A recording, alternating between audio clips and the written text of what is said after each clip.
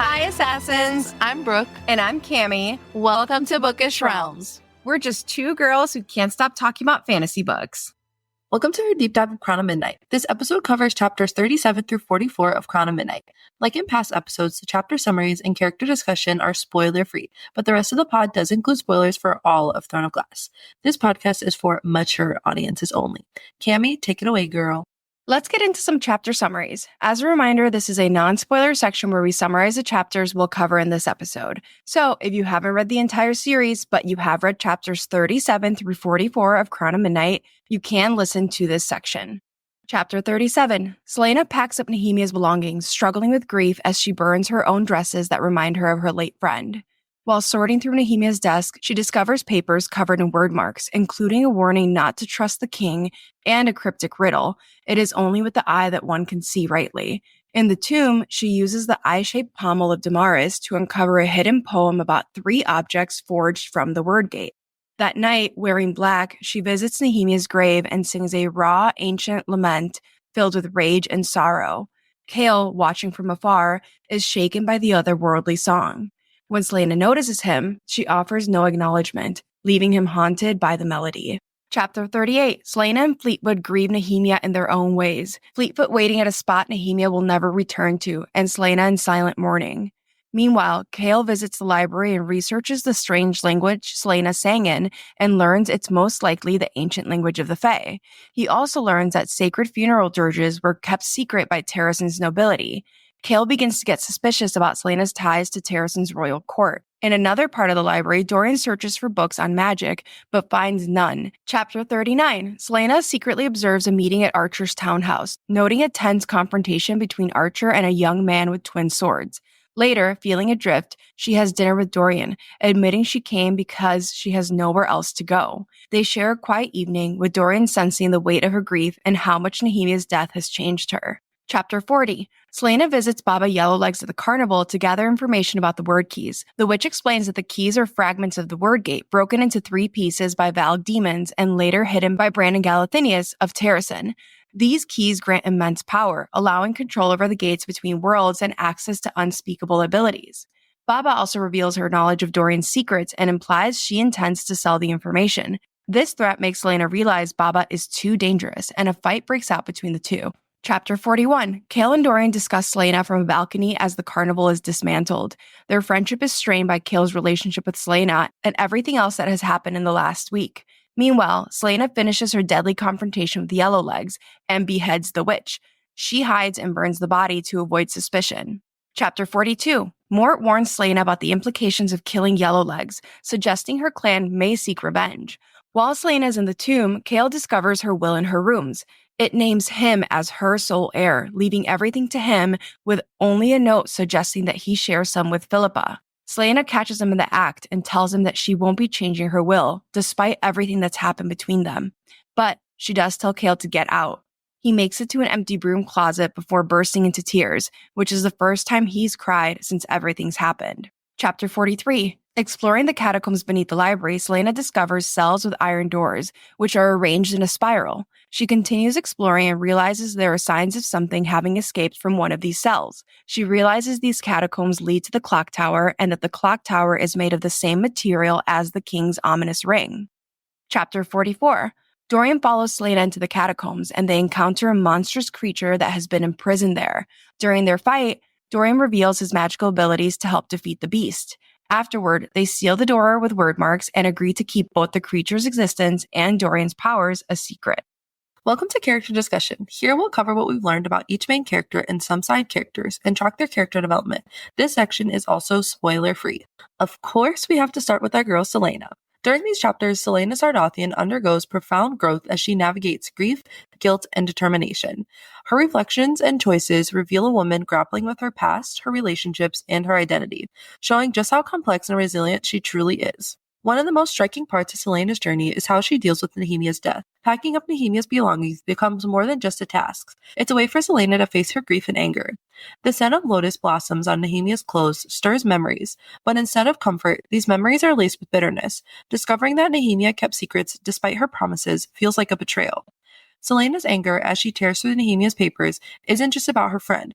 It's also rooted in her own guilt for not uncovering the truth sooner.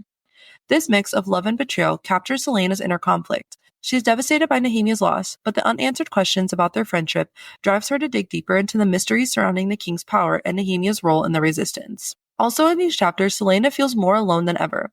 Her interactions with people like Archer and Kale are strained and exhausting. Her scars, both physical and emotional, set her apart from everyone else. The line, "her body was a patchwork of scars, but these new scars might go deeper," show how Nehemia's death and her fractured relationship with Kale have left wounds that no one else can see. Even moments of escape, like blending in with the carnival workers, only provide temporary relief. Selena dreams of freedom, but her grief and responsibilities keep pulling her back. Her determination to protect Dorian, however, shows that she hasn't given up on the relationship that means the most to her. Her love and loyalty to him push her to take risks and face new dangers, reminding us that, even in her isolation, she still is deeply connected to those she cares about.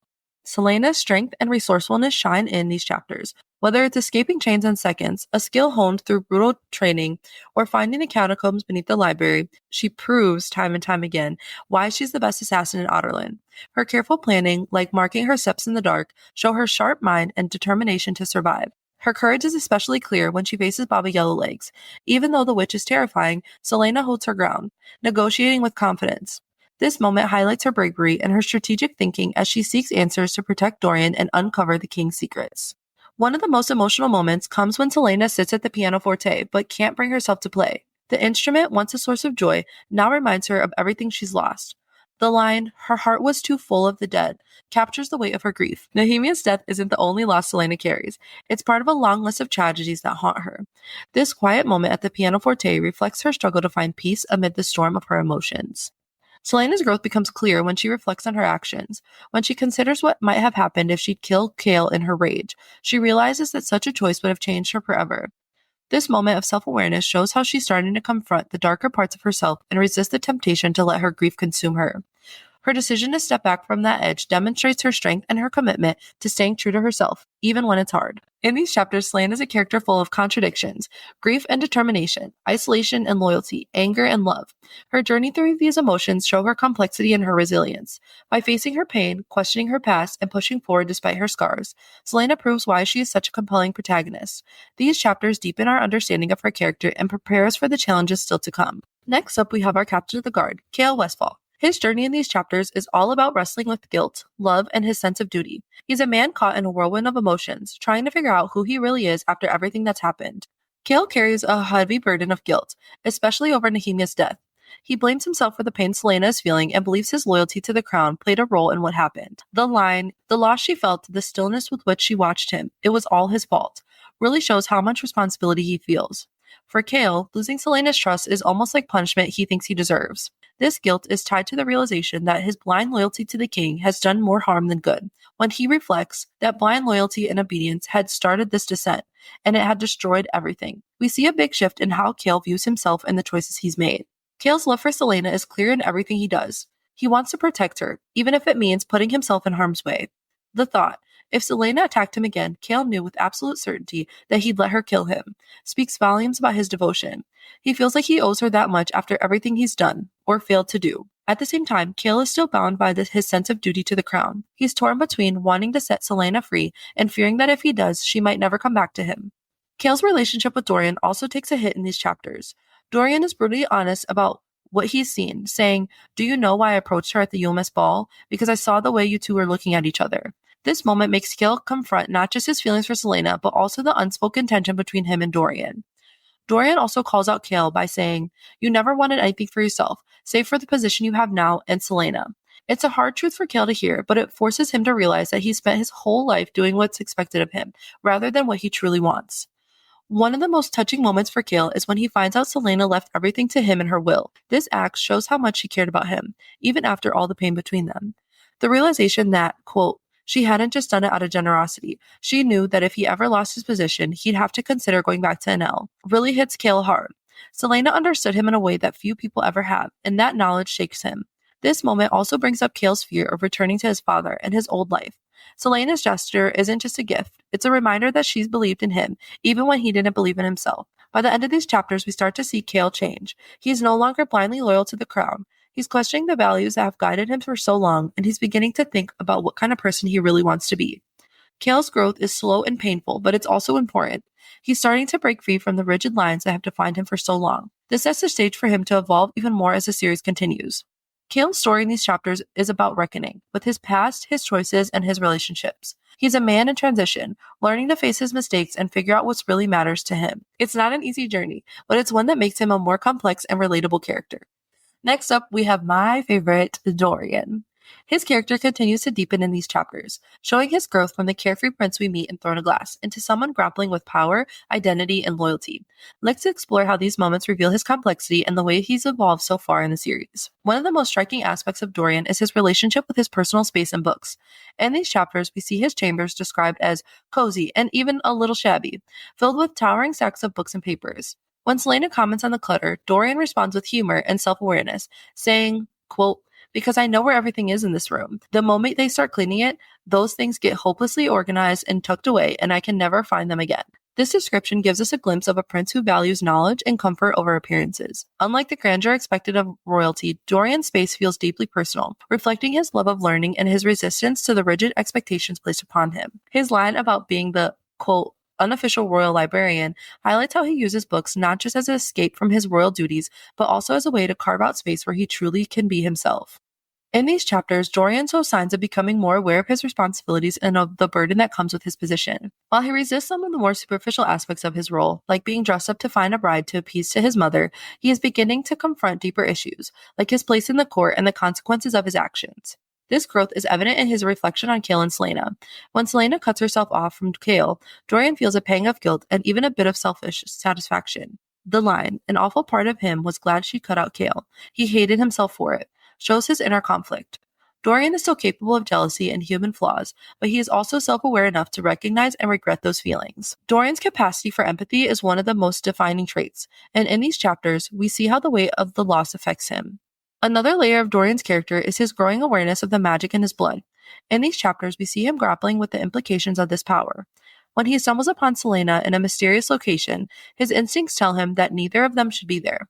The line, "Whatever this place was, neither of them should be here," even if the power in his blood wasn't screaming it, he would have known, reveals how attuned he's become to the magic he once thought was impossible. This moment also highlights Dorian's curiosity, a trait that has set him apart. He isn't content to sit idly by or ignore what's happening around him. Instead, he's drawn to the unknown, even when it's dangerous or unsettling. From the beginning of the series, Dorian has stood out as a prince who defies expectations. In Throne of Glass, he was introduced as a charming and carefree prince using humor to mask the pressures of his royal life.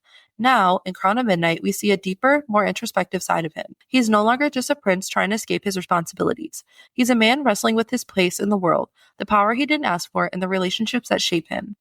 Dorian's growth is subtle but significant. He's still the same kind, curious soul who befriended Selena and stood up to his father's tyranny, but he's also learning to navigate the complexities of loyalty, loss, and identity. These chapters show a prince who is no longer content to live in the shadows of his title or his family. Instead, he's beginning to carve out his own path, even if it's fraught with uncertainty. Dorian's journey in these chapters is one of quite transformation. Through his love of books, his struggles with loss, and his growing awareness of his magic, we see a character who is evolving into someone more than just a charming prince. Dorian's depth, vulnerability, and determination make him a compelling part of the story, and these moments lay the groundwork for the challenges and choices he'll face in the future. Let's explore this world. Here we cover the main world-building elements that come up in chapters 37 through 44. We'll revisit these places and world-building elements in other episodes.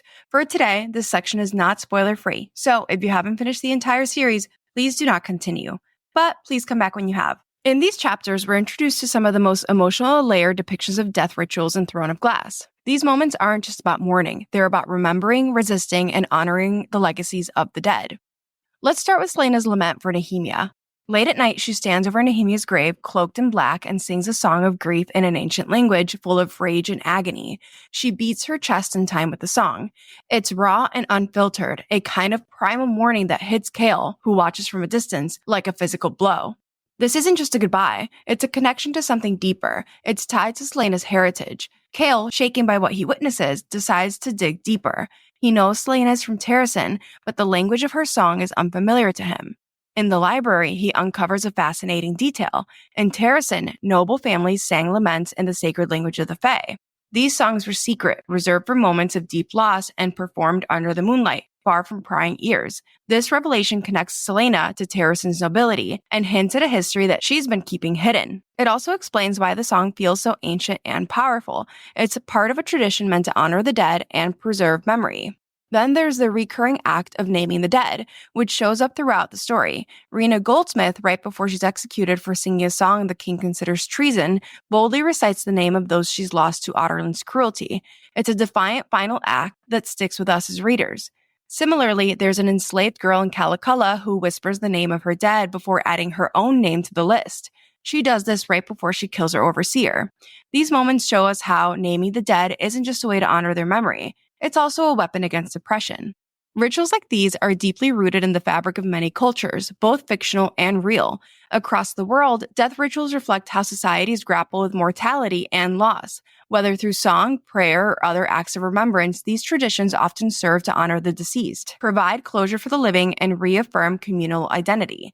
In Throne of Glass, these rituals remind us of the universal ways we as humans confront the mystery and inevitability of death. Altogether, these rituals weave a powerful thread through the story, whether it's Celaena's haunting song, the defiant act of naming the dead, or the hidden dirges of Terrasen. Death in this world isn't just about grief. It's about memory, heritage, and even rebellion.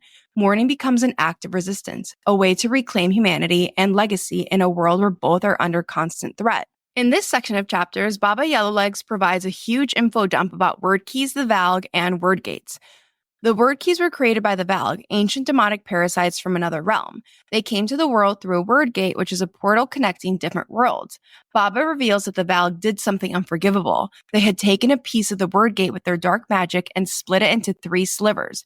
These are the 3 word keys that are central to the series. The word keys granted the Valg an immense amount of power. As Baba explains to Celaena, using all 3 at once, the Valg kings were able to open that word gate at will. An endless line of soldiers to pour into the world. This allowed the Valg to strengthen their armies and invade Aurelia, nearly overwhelming even the powerful Fae. The Fae fought hard against the Valg, but true victory came only when the word keys were retrieved and Queen Maeve sent the Valg back to their realm. However, Maeve couldn't destroy the keys or return them to their original form. Instead, she entrusted them to Brandon Galathinius, the first king of Terrasen, to hide on the continent. We'll revisit this history again as we move through the series, but we later learned that this version of history is incorrect. Maeve did want the word keys for herself and attempted to steal them from Brandon Galathinius, killing his friend Athril in the process. Mala Firebringer, the sun goddess, stepped in to help Brandon retrieve the word keys. He took them to Aurelia, hid them in 3 places, and wrote the poem about their locations. It's interesting that Baba, as ancient as she is, still believes this version of history. So what about the poem? The poem discovered by Celaena in the tomb refers cryptically to the hiding places of the 3 word keys. One lies in the crown of a beloved woman, buried in a starry cell. This is revealed to be Elena's tomb. Another is concealed in a mountain made of fire. When Aelin and Manon enter the Witch Mirror in Empire of Storms, it's revealed that Brandon hid this word key at Mala's temple, only to be accessed by someone of his bloodline or someone holding another word key.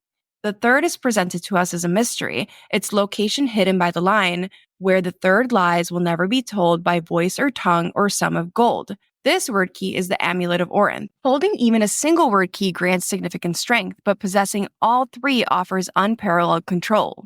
As Yellowleg reveals, the person who holds all 3 word keys would have control over the broken word gate and all of Aurelia. The keys themselves are pure power, capable of shifting reality as the wielder desires. Celaena realizes the King of Otterland may already have 1 or more keys, which is what allowed him to conquer Aurelia and remove magic. Word gates are portals maintained by the word that allow passage between worlds. Baba Yellowlegs provides a haunting description. Quote, "The word keeps those realms apart. There are gates, black areas in the word that allow for life to pass between the worlds. While some beings crossing through the gates are benign, others, like the Valg, bring death and destruction." Along with this download, we also revisit word marks in this set of chapters. We've covered word marks and the concept of the word in other world-building sessions. Word marks are ancient and powerful symbols tied to the word, capable of being used for various purposes: healing, summoning, protection, and manipulation. The creature that Selena and Dorian encounter in the castle dungeons has knowledge of the word marks, which it has used to break out of its cage. This is why Selena and the library staff have spotted it in the castle. The creature is able to recognize Selena's use of word marks, which leads it to think that she is one of the people who has tortured him because those people also use word marks. Just like the word keys, the word marks can be used for good or evil. The Walking Dead, a book filled with word marks and instructions on their use, pops up again in this set of chapters. Selena learns the unlocking word marks / spell from the book. As they attempt to lock the creature away, Selena tells Dorian to go find the Walking Dead again, and they use a binding spell to contain the creature, which allows them to kill it. As the story continues, Selena / Aelin will continue to work on mastering her use of the word marks. This is our analysis and foreshadowing section, which is not spoiler-free. We will break down parts of the text that tie into or foreshadow future events in the series. If you have not read all of Throne of Glass, please do not continue. Let's start with, quote, "It is only with the eye that one can see rightly riddle," which Selena finally solves in this set of chapters. The riddle reveals a poem, which is really just another riddle. It reads, "By the Valg 3 were made, of the gatestone of the word. Obsidian of the gods forbade, and stone they greatly feared. In grief he hid one in the crown, of her he loved so well, to keep with her where she lay down, inside the starry cell. The second one was hidden, in a mountain made of fire, where all men were forbidden, despite the great desires. Where the third lies will never be told, by voice or tongue or sum of gold." Moore tells her that this riddle gives her the location of 3 very powerful items, but he doesn't say in the moment what they are.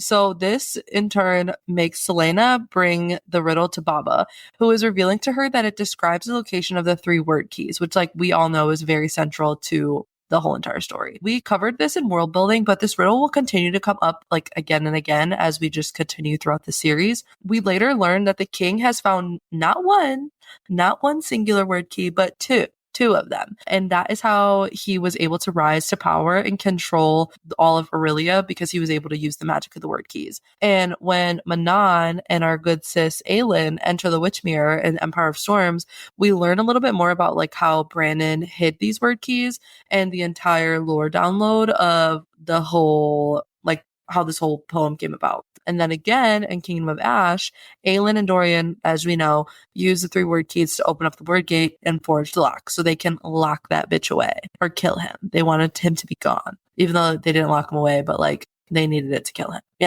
Yes. Baba reveals a lot to us in these chapters about word keys, word gates, and the history of the Valg and the Fae. Like Brooke said, we covered that in world building, but Baba has a lot of interesting things to say. As Selena approaches Baba's wagon, Baba says, "Come to look in the mirrors, done running from fate at last." When Dorian and Selena first meet Baba a few chapters back, she presents herself as an oracle of sorts and yells after them, "Hide from fate all you like, but it shall soon find you." Her words are really haunting in the context of this series as a whole, as both Dorian and Aelin's fate is tied to the prophecy. Selena ignores these comments, but continues to ask Baba about the riddle / poem, and we get our first mention of the prophecy that dominates our entire story. Quote, "This information is not for the idle games of mortals," Yellowleg snapped. Gold gleamed in Selena's palm. "Name your price." The woman studied her from head to toe, sniffing once. "Nameless is my price," Yellowleg said, "but gold will do for now." Selena does not register this at all, but like we said, this is our first mention of "Nameless is my price," which is the prophecy that we've talked about being tied to Bran and Galathinius' lineage, and the reason why Selena / Dorian / Aelin have to sacrifice themselves. This "Nameless is my price" prophecy is also connected to the mark that we've heard about that burns on Aelin's forehead, which marks all of Brandon's heirs. This is crazy since Selena / Aelin does not learn what this prophecy really fully means until Empire of Storms, which is what is it, the 7th book? Yeah. No, I guess it's technically the 6th book, actually. It's technically the 6th. Tower of Dawn is considered the 7th. Yeah, she doesn't learn what this means until the 6th book, and we are currently in the 2nd book. So it's also interesting that Baba, a witch, is the one who brings this up. It could be that Baba's mirrors tell her what this means to Aelin, and she knows that she can bring it up.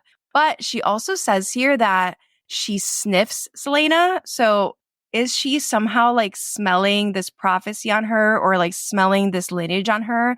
Because previously when they've met, she can smell Terrasen on her. But we also know that Rhiannon and Croken had a hand in creating the witch mirror that holds the memories connected to this prophecy. So there's like a million different reasons why Baba would know this nameless is my price prophecy, basically.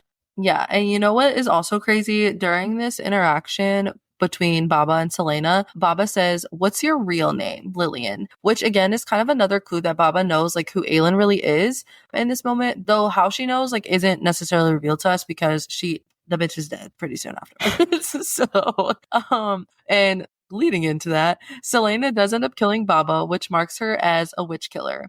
And Selena doesn't really understand like the significance of this moment, but of course, our sassy door knocker Moore does note on it when she returns to the castle. Quote, "Witch Slayer, are you?" Another lovely title to add to your repertoire.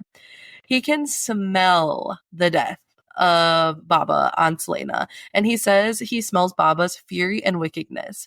And Selena and Aelin have so many names and titles throughout this series, which directly tie into the nameless prophecy. And we'll do a whole other episode outlining each name and the context in which they were given to her. But it is interesting that Mort knows that she holds many names, since he seems to know that she's not Selena Sardathian. And he hints to that many times, like during the various conversations that they have. Like the first time they ever meet each other, he's like, "Ugh, Selena Sardathian, that's the funniest thing I've ever heard. Like, who do you think you are, girl? You're not fooling me." I love him. I know, he's the best. I'm really sad we never got like a full circle moment with him. I know. But Selena does ask him to explain about like the witch killer stuff, to which he says, quote, "You killed a witch and you're now marked by a witch. It will not be the usual sort of wound. You understand that you may have just landed yourself in a heap of trouble." This refers to a few things like Selena's scent, but it also refers to the scars around Selena's neck, which she has until Maeve's healers erase them in Kingdom of Ash so that Aelin can continue to be tortured. But it also refers to something else. In Queen of Shadows, Manon smells the scent of a witch killer coming from these marks on Aelin's neck.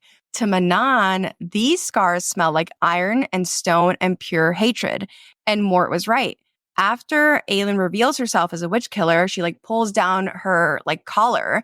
Manon and the 13 attempt to avenge Baba Yellowlegs, which is what Mort warns her about, that like these witch clans are going to come after you. Manon also leaves the infamous note in Rifthold for Aelin. Witch killer, the human is still inside of him, which lets Aelin know that Dorian is still fighting the Valak inside of him, but Manon refers to her as witch killer because of this interaction they have where Aelin reveals that she killed Baba Yellowlegs. That's one of my favorite like lines in the whole entire series. Like, tattoo it across my forehead. Anyways, back to the program. Baba is not the only one hinting that there's more to Selena that meets the eye.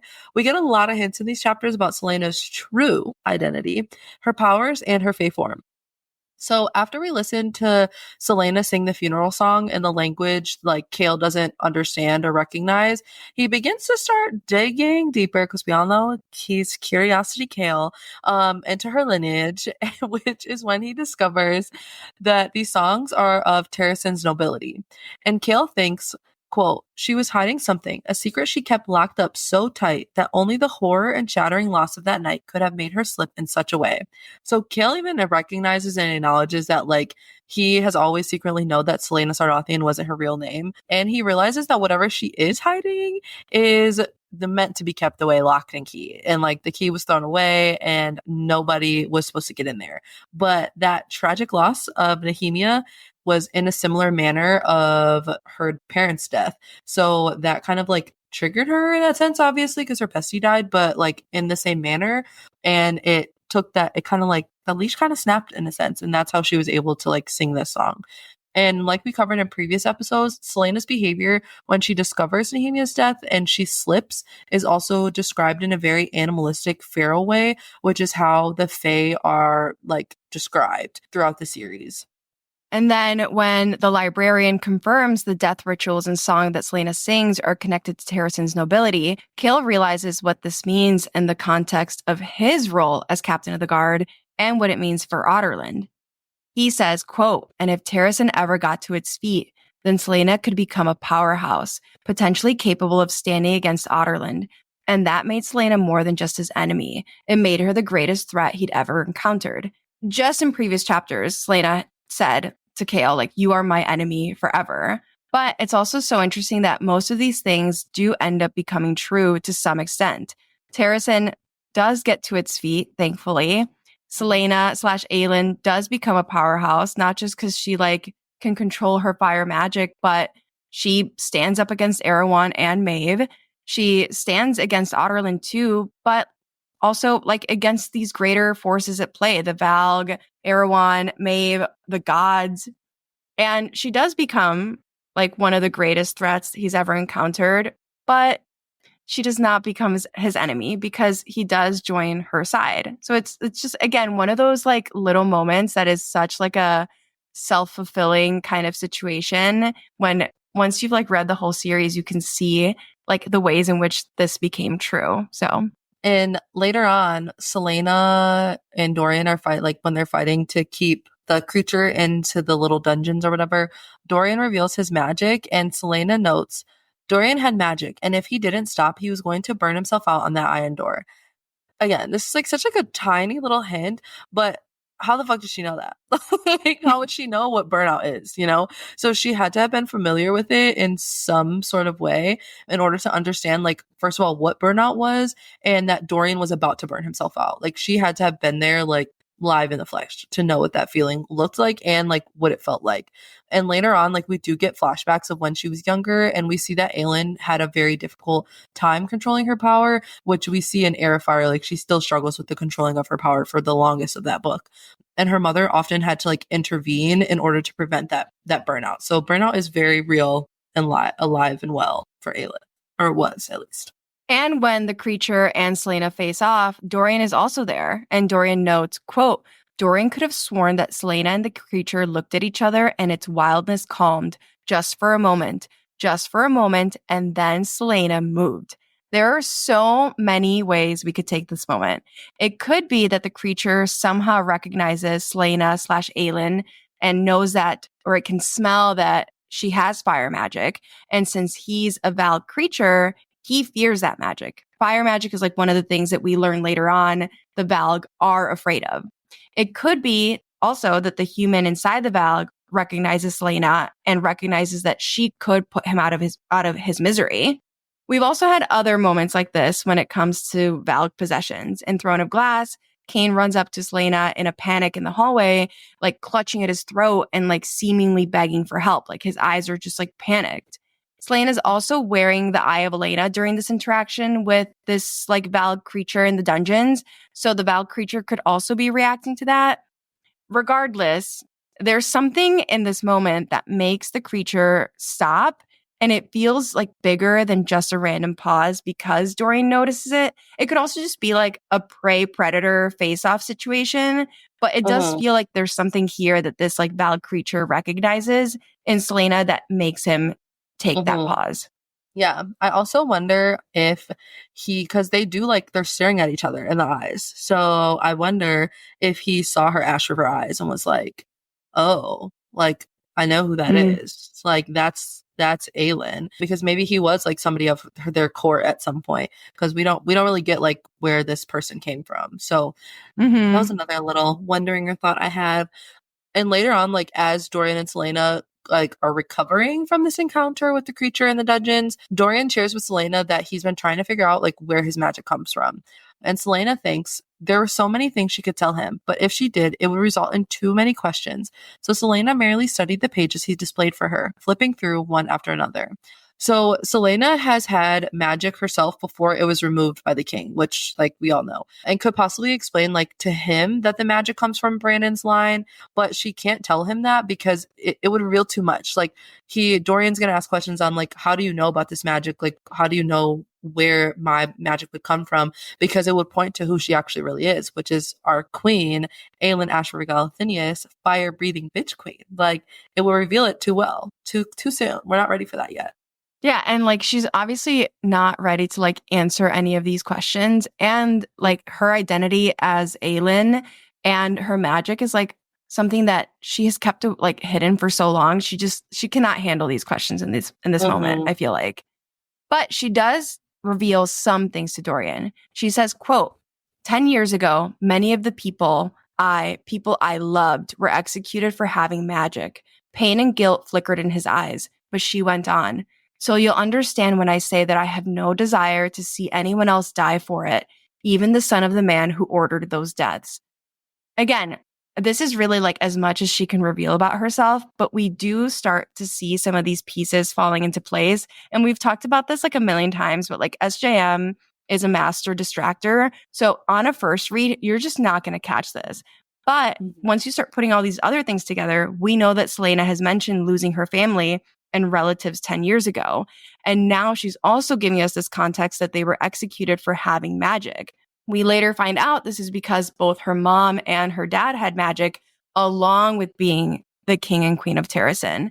So it's just like, again, all these little things, you would not catch them, but it's another hint about exactly who she is.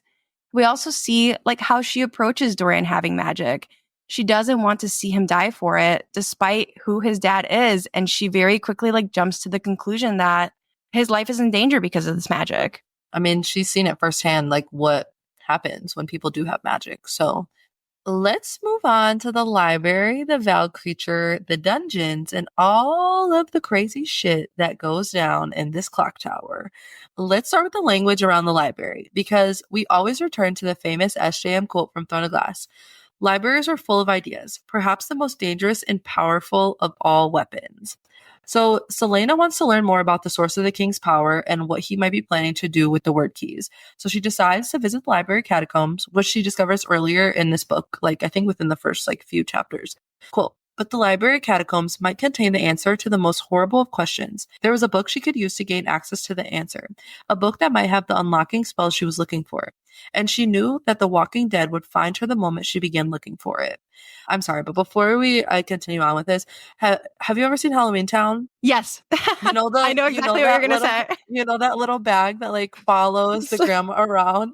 Yeah, and it's like this is exact. Though I don't even picture The Walking Dead as a book. I just picture it as like literally this bag that's like following her around. Like, I'm coming to your rescue. Like, have you seen Harry Potter? I don't remember which movie it is, but there's that book that has like teeth and is like chomping. Yeah. Uh-huh. Okay, that's my brain for The Walking Dead. But I love the Halloween Town one. Oh, that's so good. I love it. It's so good. So the catacombs were hidden in the library for a reason, and she thinks that the answer like she might seek is there, right? So not just that, but the library hosts the book that she discovered back in Throne of Glass, which is The Walking Dead. And in The Walking Dead, it contains information about the word marks and how to use them. And not just that, but The Walking Dead seems to like be a sentient in some way, and it always finds her when she's looking for it. Like if she needs it, it's gonna be there because that's her. It knows that she needs help. She needs help.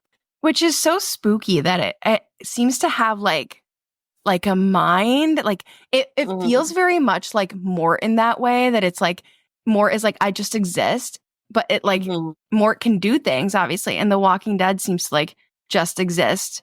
Yeah. Yet it finds her and it finds Dorian later on too. So it literally has a mind of its own.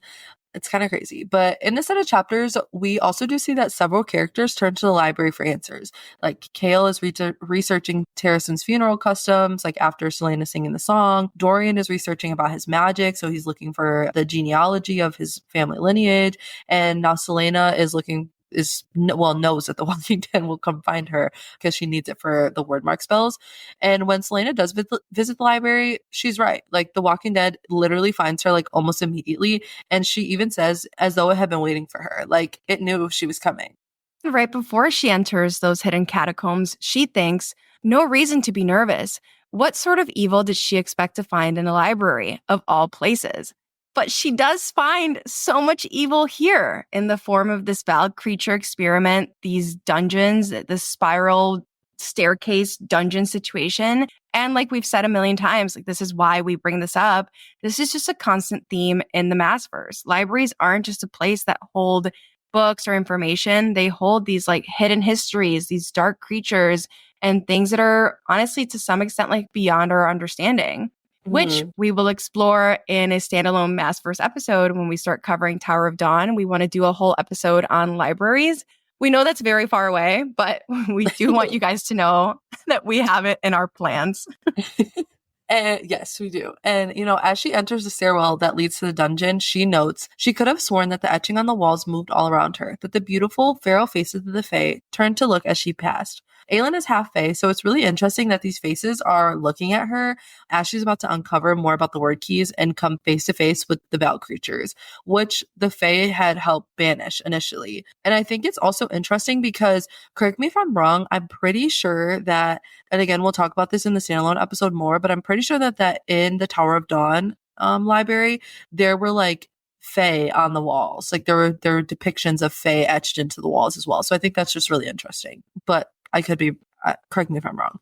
But we know that the first time that she visited this stairwell in these dungeons, she knew that it was a hidden place because of these fake carvings. So like obviously, if the king would have seen these, he would have defaced them because like why would he want the Fae why would he want the Fae depicted anywhere? Or he might have not defaced them because he knew that like people probably wouldn't go down there. But it also raises the question of like, did he put this creature in the dungeons then? Because it makes me think like if he did see the Fae, he probably would have defaced it. But then like how did the creature get down there? Like how long has that man been down there? Yeah, I think like I don't think she ever ends up like thinking about this again. But I think when she first sees these, before she's about to go down there, but before she goes down there, she thinks like, oh, the king must not know about these because like the fake carvings would have been defaced, like you said. But then obviously when she is down there, she realizes that this passageway leads to the clock tower, which means that the king does know about it because he's the one who built the clock tower. So I think your second option there is kind of what she must end up realizing, is that he kept those fake carvings there to kind of like signal like this is not a place you enter, maybe. Yeah, maybe. Yeah, you're right. You're right. You're right. But she does use the word marks on The Walking Dead to open up the sealed iron door. And she was very startled when it did work, since the iron is typically immune to magic. She enters this passageway and immediately pauses. Quote, rather, it was the doors, the dozens of iron doors that line both sides of the hallway. All a nondescript is the door behind her, all revealing nothing of what might be behind them. At the opposite end of the hall, another iron door gleamed dully in the torchlight. What was this place? So the iron doors signal to us that whatever was being kept in there was somehow tied to magic, because there's this huge thing around the lore that iron is supposed to stifle magic, which we do see later on happening in Kingdom of Ash. But these doors are meant to contain things that can be trapped by iron, which again would be kind of contained with magic, or would like coincide with magic, though we don't really get to learn what's behind all of the other doors other than the creature that we encounter later on. And if these things behind the doors are anything like the creature Selena and Dorian take on, there's definitely a reason to take a pause, because that's a lot of doors. Like, and Cammy's about to get into it in just a second. It's a lot of doors to have a lot of freaky shit. And, me personally, I want no parts. Like, she's brave. Even though she thinks she has a coward heart, she's brave. She's a brave girl. When the castle gets blown up, I'm like, what happened to these things? Or is there even any things behind those doors? Like, Yeah. or are they all like dead and gone now? I don't know. I wish we got an answer. But like Brooke said, let's get into all of these doors, passageways, and numbers. Neither of us are math people, but me, I am crazy. So I'm going to do my best to explain what exactly is going on here with these numbers. Selena notes that the doors are numbered. At first, she just notices number 1 and 2. She keeps moving and realizes that the numbers in this hallway end at 99. So that's our first number, is 99. If you have paper near you, I would honestly like write some of this down. But at the end of the hallway, there's a final unmarked door. To Selena, it feels like this door is like asking to be opened, and Selena uses the unlocking spell again to open this door. She thinks, quote, perhaps these were Gavin's dungeons from the time of Brannon. That would explain the Fae depictions on the staircase above. Perhaps he'd use these iron-gated cells to imprison the demon soldiers of Erewhon's army, or the wicked things Gavin and his warband hunted down. While she's not necessarily right about these being Gavin's dungeons, there are wicked things behind these iron doors, like we talked about. And we'll get more into it shortly, but it ends up being like pretty clear to us that these doors hold Valg creature experiments that the King and Parrington created after discovering the word keys. And it's basically the same thing that's going down at the Farron Gap and later on in Morath. So she passes through the second door and she finds 66 cells all sealed shut. So that's our second number is 66. We have 99, we have 66. And it's the same thing. She reaches the end of the hallway and finds another unmarked locked door. She unlocks this door and enters a third passageway. This one is even shorter, holding only 33 cells. So that's our third number, guys. It's 33. Stay with me. I promise I'm going to get somewhere here. Again, she reaches another hallway. In this hallway, she counts 22 cells. That's our fourth number, 22. So we have 99, 66, 33, 22.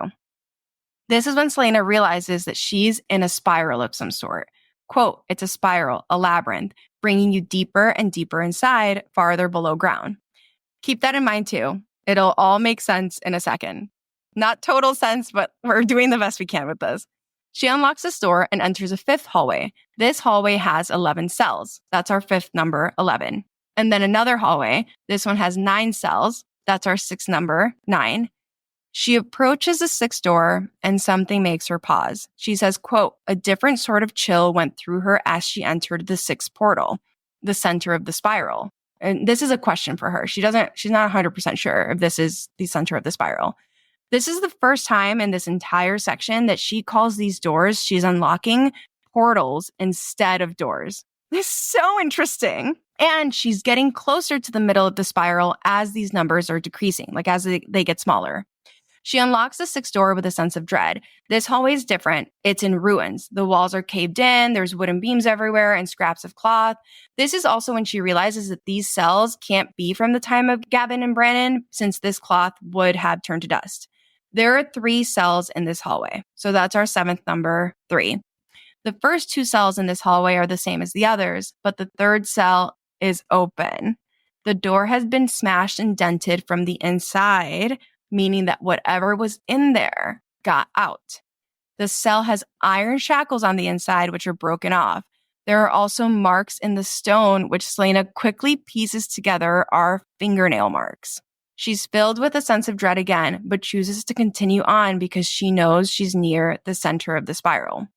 The seventh door, which Selena also calls a portal, is a short hallway with just 1 door. We think that is our final number, number 1. The language here is interesting. Instead of calling this final cell door a door or a portal, she actually calls it a gate.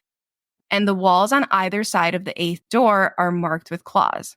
So let's go back to all those numbers. We have 99, 66, 33, 22, 11, 9, 3, and 1. Again, we are not math people. Brooke and I sat down trying to figure this out yesterday, but we can roughly put some of this together.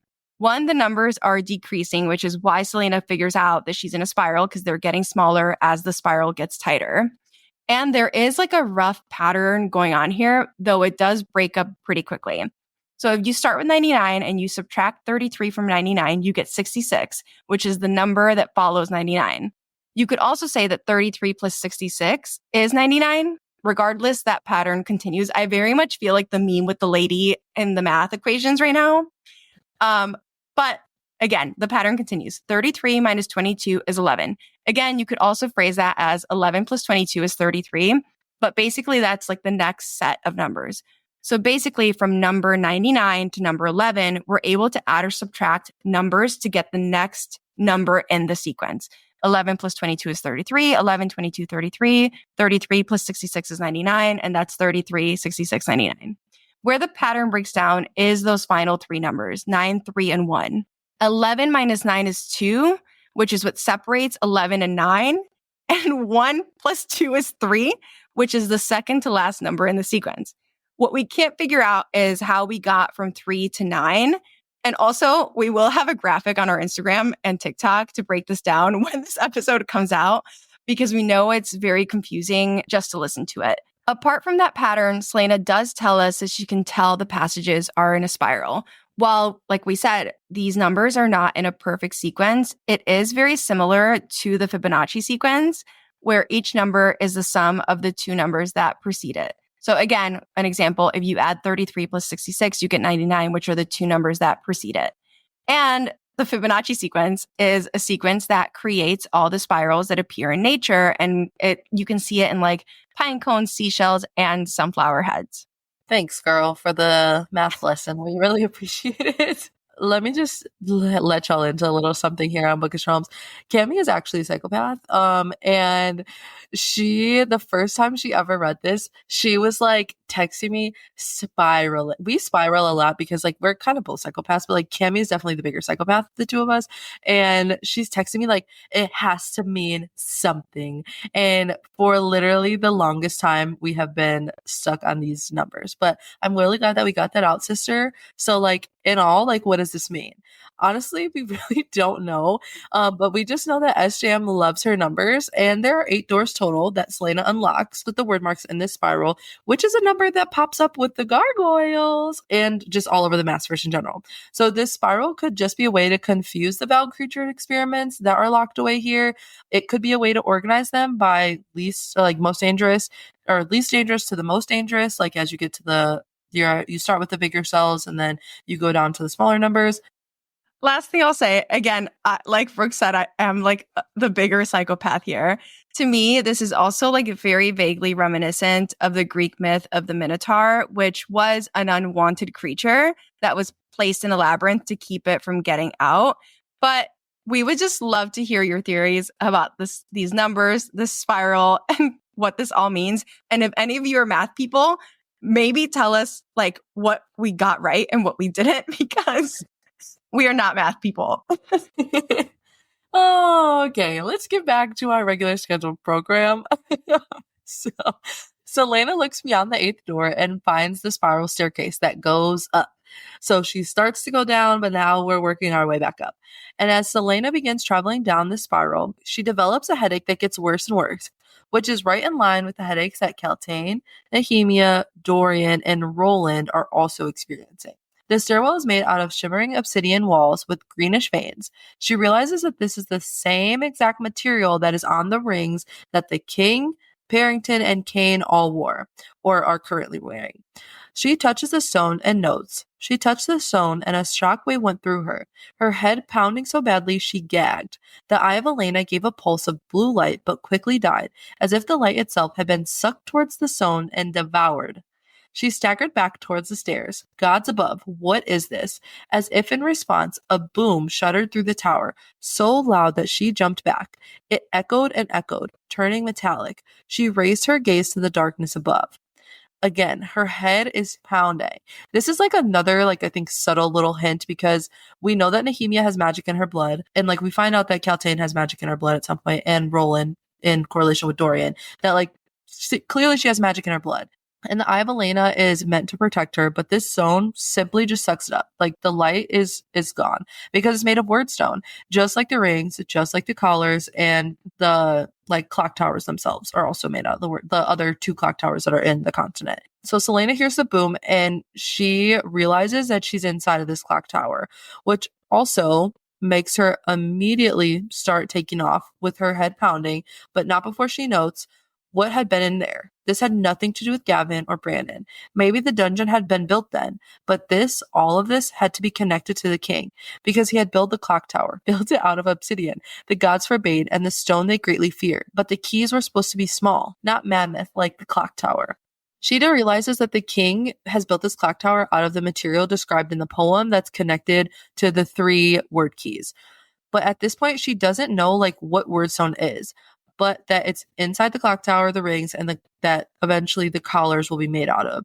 Wordstone seems to exist naturally, but it seems that like there can also be a process in which like the word key can kind of imbue the other stone, but we don't really get the full information like of this process, which I think would have been interesting because how the fuck did this happen, you know? Yeah, the lore is very interesting because like the word gate is made out of word stone, which you would then assume that the word keys are slivers of word stone specifically from a word gate. Mm-hmm. But then they can make more word stone because he makes those clock towers. It definitely gives like imbuing conduit situation for sure. Yeah, But definitely. this is also where things start to take a turn because Dorian has followed Selena into these passageways and they're actually both in grave danger.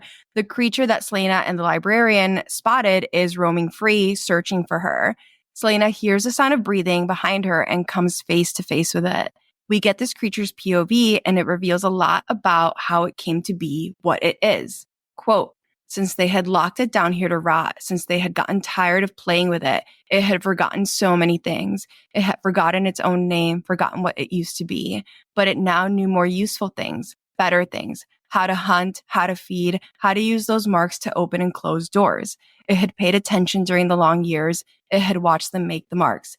There is so much here. We learned that the creature was locked down here when whoever made it got tired of playing with it. Even just that word, like playing with it, makes me sick because later on we discovered that this creature was human at some point. But again, we can safely assume that the King and Parrington made this creature as some of their first batch of like Valg experiments. This creature says that it forgot its own name and what it used to be, which is really interesting because in this set of chapters, we're also introduced to like the nameless is my price prophecy. But this is also in line with like all the other things we see when people are possessed by Valg or like experimented on with Valg stuff. When Dorian has like the Wordstone collar, he begins to forget who he is and forgets his own name. And the same thing is what happens with Dorian's dad, the king, who only remembers his name once, which is when he holds Dorian for the first time. And I like literally, why am I like crying? The king's story is so tragic and we hate him for so long. So like we are still in the time in the story where like we have not had any empathy for the king, but it is really interesting that like that is the king's story, is that he forgot his own name, except the first time that he held Dorian. And the most interesting part is that this creature observed the people who created it and who played with it and learned to use the word marks to open and close doors. This explains to us why Selena and the librarian have spotted it walking around. And the creature reveals that it's been opening and closing these doors since he had started looking elsewhere and taken all the things with it. Like, we can't 100% say with certainty which the creature is referring to, but it's either the king or Duke Parrington. The creature also reveals that it was mortal at some point and that its mortality is what made it remember to come back to the dungeons and seal the doors again, to seal itself away. The creature seems aware that it's become a monster in some way. Then it focuses in on Selena again. Quote, but she had come here. She had learned the marks, what meant she had to know what had been done to it. She had to been a part of it, the breaking and the shattering and the brutal rebuilding. This like thing is like this whole part is just really sad. The creature thinks that Selena is part of the experiments that made him to like what it is to begin with because she knows how to use the word marks. And the only experience that he's had with people in the word marks is the ones that, like he says, broke him and shattered, but we're also a part of that, again, rebuilding. It thinks that like she knew this, so that's why he's trying to take revenge on her. That's why he's like hiding the shadows, like waiting for her so that he can come out and like make her feel pain that he himself felt. But this creature also hints to us exactly what's happening with the Valg experiments and possessions. The people they're experimenting on are broken, shattered, and then rebuilt into something new and terrifying. And the creature also represents like what happens when there's a long-term Valg possession or exposure. But I just think it's really sad because we get that like little snippet in Queen of Shadows of like what's happening in the dungeons at Morath, and like I know that Sarah J. Maas like paints a head or a picture in my head, and like the picture that I saw is like terrifying in my head. But then like when you get it with the context of what happens here, like it makes it the picture even worse because of all the like crazy things that they do to these people. I don't want to get us like too off topic, but we did like spend a decent amount of time talking about this yesterday of like these like Valg experiments, specifically like this Valg creature and all the other like encounters we have with people who are possessed by the Valg really bring up that whole concept of like, is evil created or does evil just exist? Because so many of these Valg creatures and like Valg possessed people are like always actively fighting back against this like possession. And even here, like this thing like remembers being human and remembers being broken. Like it is just so sad when we continue to see this like this entire series, you know? Yeah. And we will actually, we talked about this yesterday, we will be having like a little mini episode, a little mini-sode where you all about like kind of what we think more about the like lines of good and evil in the SJM universe in general. As this creature approaches, the eye of Elena burns bright. There's a hiss in her ear, and Selena comes face to face with this creature. Quote, Selena whirled, striking before she could get a good look at the cloaked figure behind her. She glimpsed only a flash of withered skin and jagged, stumpy teeth before she sliced Amaris across its chest. It screamed like nothing she had ever heard as the ragged cloth ripped, revealing a bony, misshapen chest peppered with scars. It slammed a clawed hand into her face as it fell, its eyes gleaming from the light of the amulet, an animal's eyes, capable of seeing in the dark. The creature from the hallway, from the other side of the door. Again, this physical description here is interesting. This creature has withered skin, jagged, stumpy teeth, like a bony, misshapen chest covered in scars. It has claws. It has animal eyes. It has so many inhuman qualities, yet to Selena, as she takes this thing in, she clearly registers that this at some point was a person. And again, it's like what you said with like this long-term exposure to like a Valg, I don't know, like a Valg possession or a Valg experiment. Like this thing has turned from a human into this thing with like claws and animal eyes. Like it is so sad. Mm-hmm. It really is. And, like Selena obviously runs from it because even though she understands that it's human, like she knows that it will kill her. So she ends up running from the creature and realizes that the doors were here to keep the creature in. And she just opened every single one of the doors in order to get back into the library.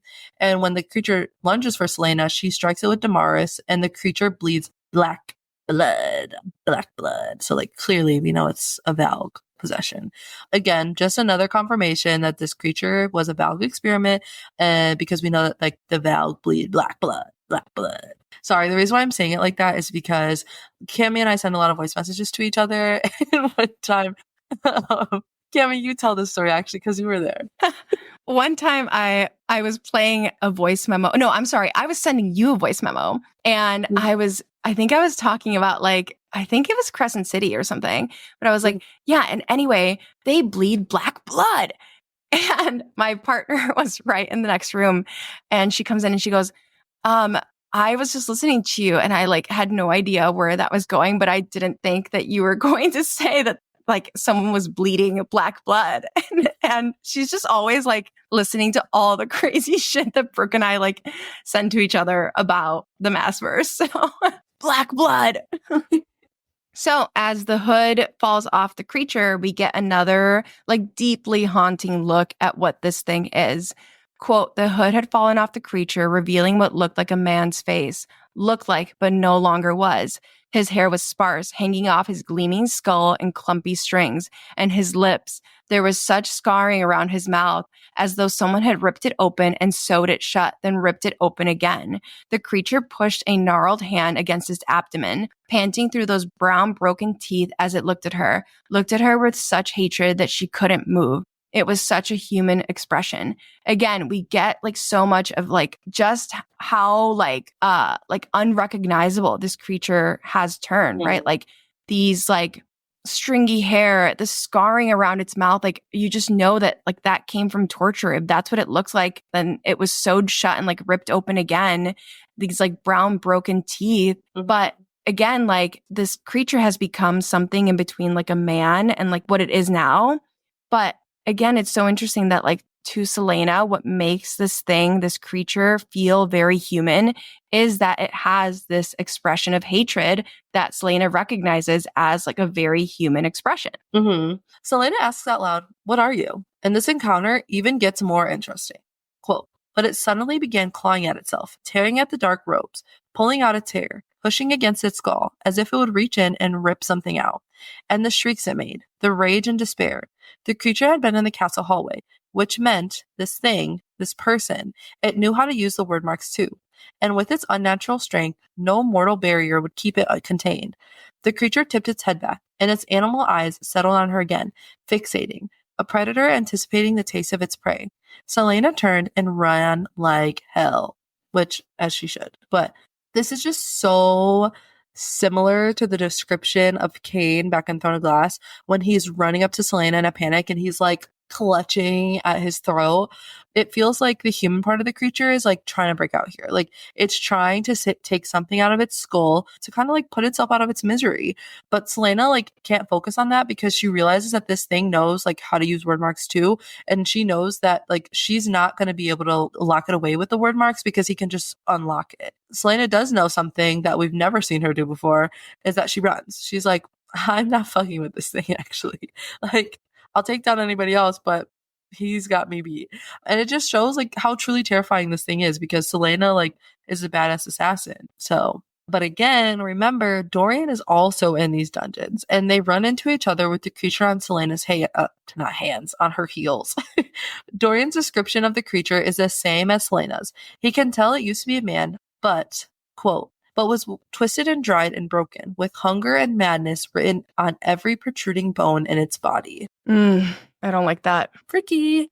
And then they take off running, though they both don't know exactly what they're going to do against this thing. They manage to close the last iron door behind them, and something huge happens. Dorian reveals his magic to Selena as he attempts to seal the door. Selena quickly realizes that this is what Baba wanted to sell to the highest bidder, and that Dorian is using his magic in a way that's going to make him burn out. We talked about this a little bit earlier on, but we get this from Dorian's POV too.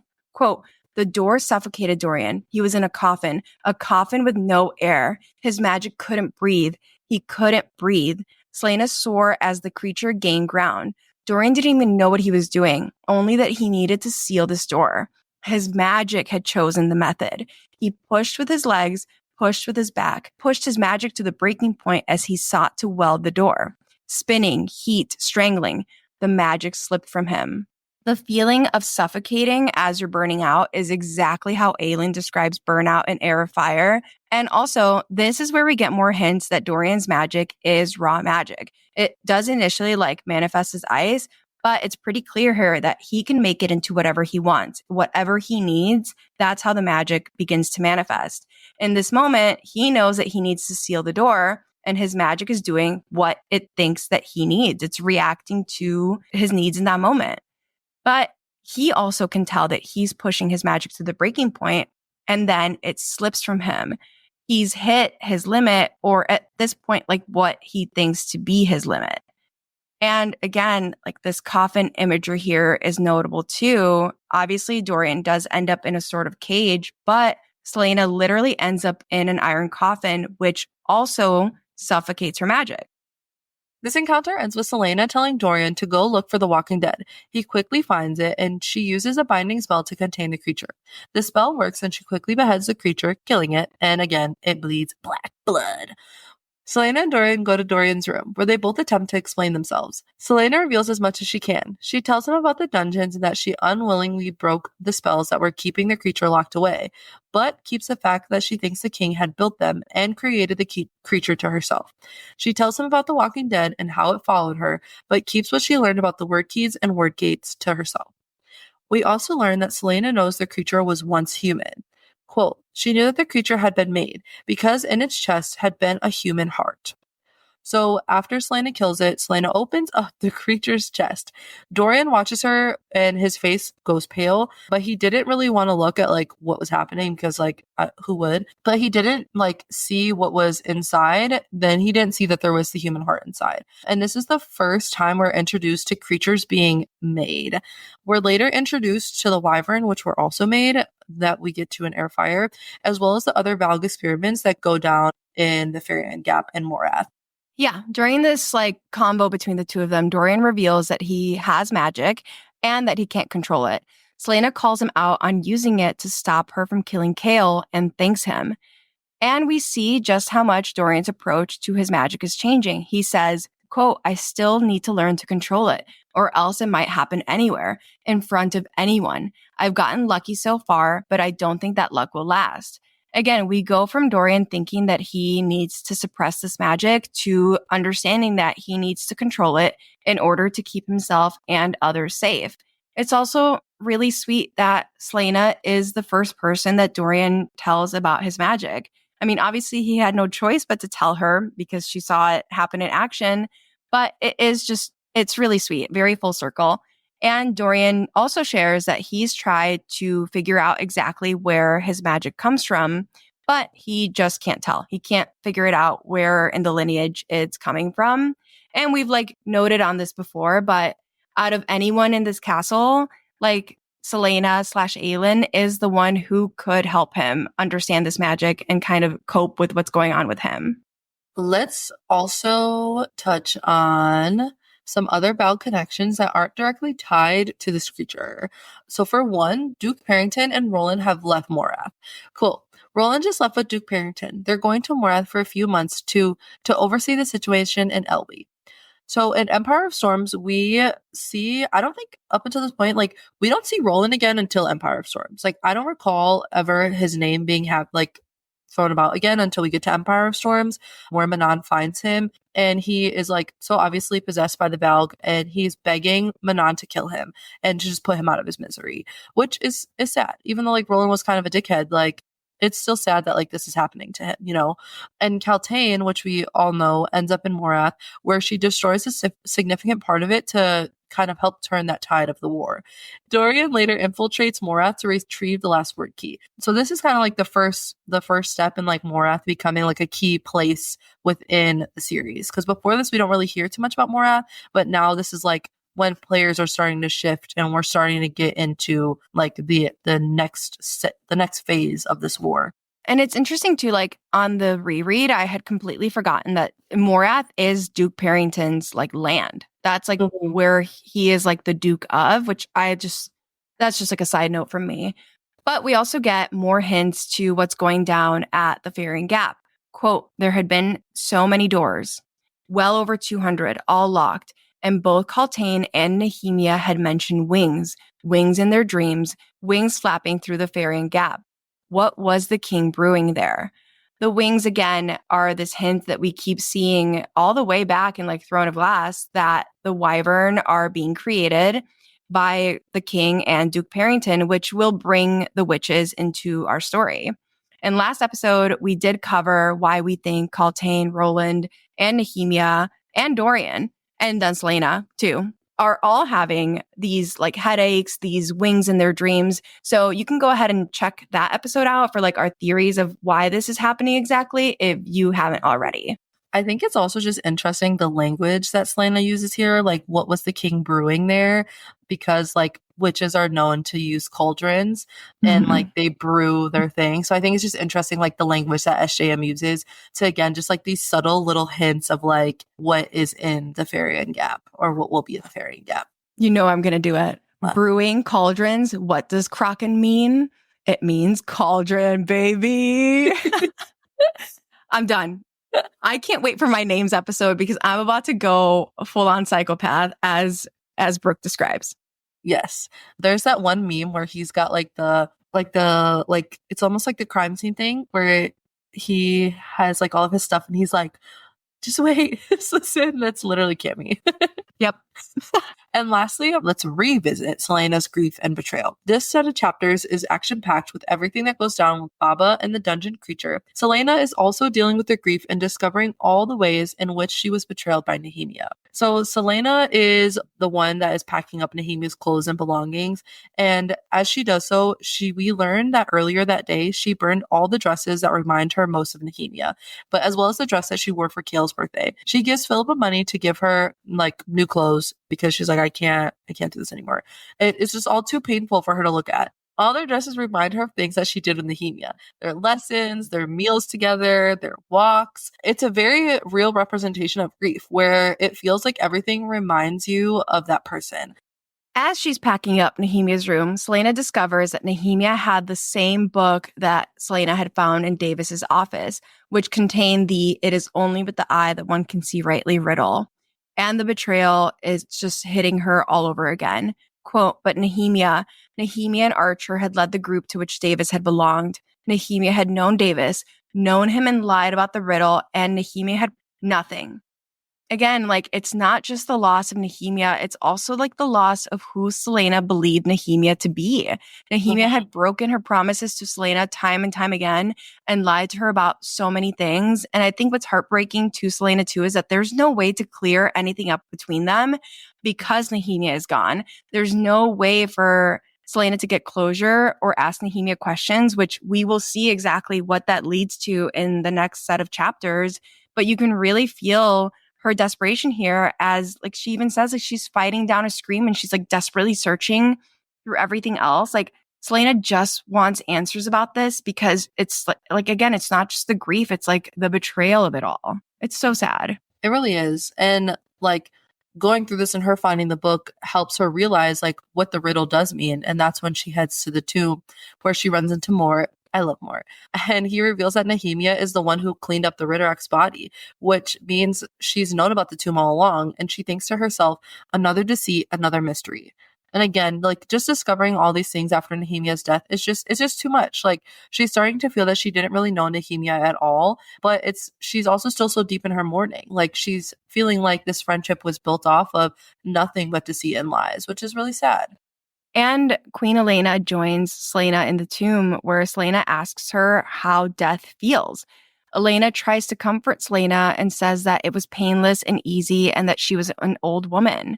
But Selena presses for more and asks where Elena went after she died. And Elena replies, quote, "You know, I can't tell you that." And I think this statement is so layered since we later find out that Elena's afterlife looks very different from most people's. Like she was not allowed to rest in the traditional way and join Brannon and her loved ones. She was kept in this like sort of like limbo in order to lead Aelin or Dorian to forge the lock and fulfill the prophecy. So when she says here, like, you know, I can't tell you that, I think it's also because Elena does not know the kind of afterlife that Nehemia like did get to enter. Mm-hmm. And this conversation continues on, but it ends with a heartbreaking single quote from Selena. She didn't die an old woman in her bed.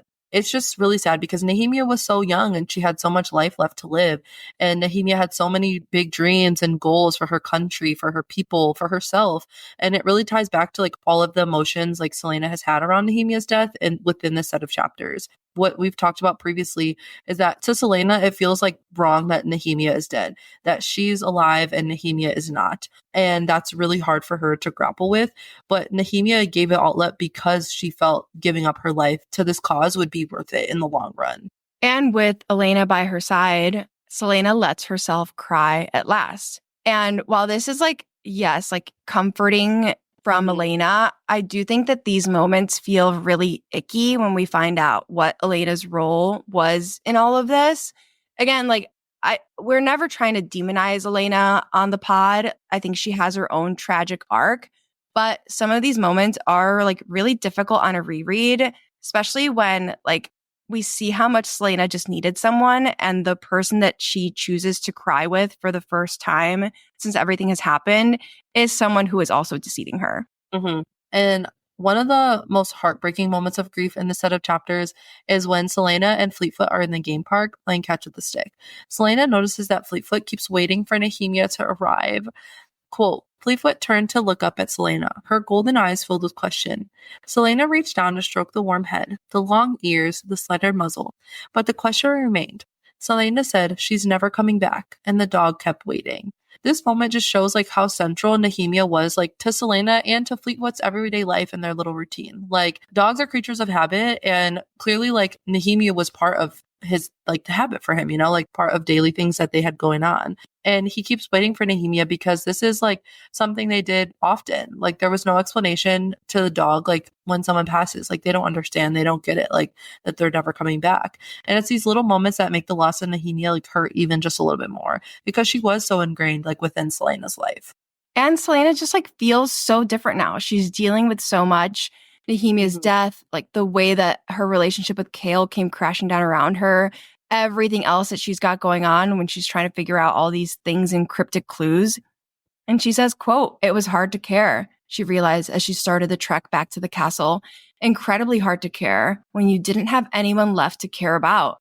And I love this quote because I do think it just reveals so much about Selena slash Aelin and like who we come to know her as. This is just something we continue to see like throughout the rest of the series.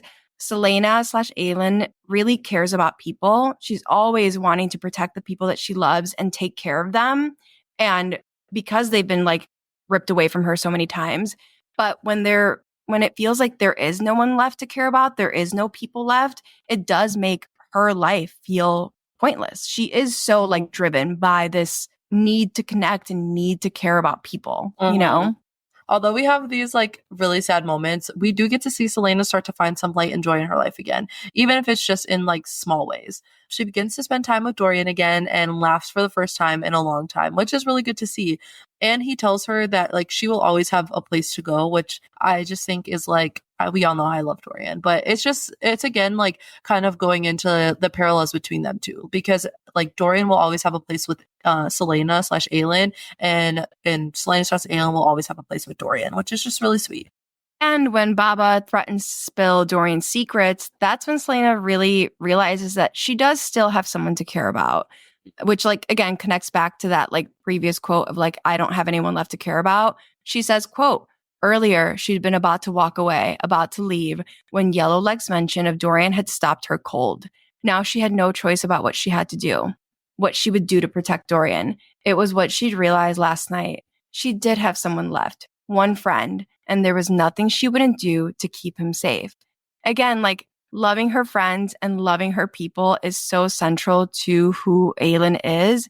And reconnecting with Dorian gives her some sense of purpose again and allows her to see that she has one friend left. Like their relationship did get a little complicated after their breakup, and Dorian did not like take it very well, but they're kind of getting their groove back. And we see again, like how protective Selena is over Dorian and over the people she loves. Like she says there's nothing she wouldn't do to keep him safe. She literally kills Baba to keep Dorian's secret, even when at this point, she doesn't fully know what secrets Baba really has on Dorian. She just knows that that's her friend and she's going to protect him. And that's just who she is. And we love her so much. We really do. And next we have our favorite moments. These are moments in this set of chapters that we really just loved. This set of chapters is so action-packed, so it was really hard for me to pick a favorite moment. But I did pick two moments that made me laugh in this set of chapters. My first one is when Selena solves the, like, it is only with the eye that one can see rightly riddle, which leads her to that second poem / riddle. As she's reading this second riddle, she says, more nonsense. And the rhyme with word and feared was off, not to mention the break in the rhyme scheme in the final lines. I know I've mentioned it more than a few times on the pod, but I was an English major and this just like brought me so much joy. Like, yes, queen, break down that rhyme scheme, criticize that poem. She's just like so me in this moment. And my second favorite moment is when Selena and Dorian are running away from the creature in the dungeons, and Selena has to help Dorian escape. And Dorian thinks, but Selena was fast, and months of training had made her strong. To his eternal humiliation, as they hit the bottom of the stairs, she grasps him by the collar of his tunic, half hauling him up the steps. She hurled him into the hallway beyond the threshold. I love that they're like literally running for their lives in this moment. But Dorian is like still so embarrassed by the fact that he needs help. And I just think it's so funny that he's like eternally humiliated by the fact that she's like, come here, we gotta go. Oh, there are so, like Cami said, there are so many great moments in this chapter. It was really also hard for me to pick my top favorite moments, but here they are. Let's start with a short and funny one. I love when Selena is spying on Archer and she gets to like catch a glimpse inside and remarks, not very careful, not very inconspicuous. It's giving like major, not very demure, not very mindful of you energy. And it's just like a witty little moment. I think it's so funny. Another moment that stood out to me is when Selena is asking more about the riddle. She asks, I thought you had powers. You couldn't just speak some nonsense words and have the meaning of the riddle be revealed to me. And Mort, of course, replies with, of course not. And isn't it about the journey more than the end? And Selena, being Selena, responds with a flat out no and then throws in a string of curses that could have curdled milk. I just love this exchange because Mort's comment about the journey like feels so meaningful in the sense of like this journey that Selena goes on, because she does go on a journey, and not just to solve the riddles and find the word keys, but also to find herself. And without that journey, like we wouldn't have gotten like the beautiful layered story that like we've experienced and that we're gonna continue to experience. I do have one last favorite moment. It's when Selena's visiting Dorian's little tower, and she takes like she looks at the mess and she comments like she would have thought that he would have had maids to clean it, and Dorian just replies like, because I know where everything is, all the books, the papers, and the moment they start cleaning, those things get hopelessly organized and tucked away, and I can never find them again. And I just resonated with this so much because I am a teacher and my desk is consistently a hot mess, but I know exactly where everything is. Like to anyone else it looks like total chaos, but I'm like, oh, that paper you're looking for, it's underneath the book that has the 3 pens that's in the corner over there. Like I know exactly where it is, but to other people like I look crazy. It's like that paperclip meme. Yes, 100%. And lastly, we have our final thoughts. I think my main final thought is I will never stop being surprised by how much SJM manages to pack in the last like 100 pages of her books. We're not even done yet. We have one more episode, but like so much has been revealed with even more reveals coming. And on a reread, like there are just so many little details that stand out to me and feel very significant, like in the grand scheme of the series, but also the Maasverse.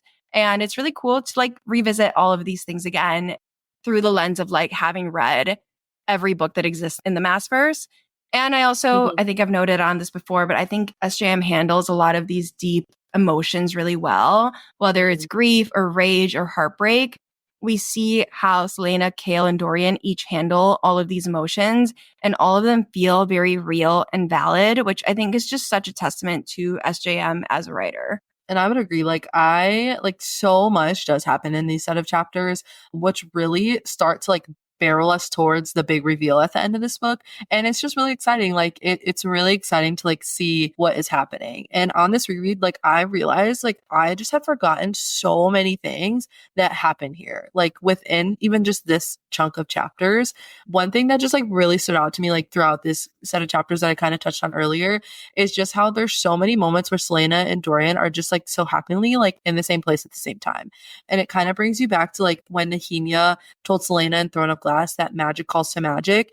And she said it when Kaltain had poisoned her and like the magic was calling in her blood. But now that Dorian's powers have manifested, like it makes me wonder like if these little moments are happening because the magic in Selena's blood and the magic in Dorian's blood are calling to each other. And it's such an interesting connection to think about like as you continue like to progress through the series. And also we just get so many sweet moments between Dorian and Selena. And like, even though they've already had a friendship before, this feels like this is a point where like their bond begins to blossom into something like deeper and more meaningful. Like they're both at a point in their life where like they both feel really lonely. Like they both have gone through losses and like they're able to lean on each other, which I think is super important. Like when you think about grief in general. So it's just really cool to like see their friendship kind of start again and be able to like start the foundation for something that becomes deeper later on.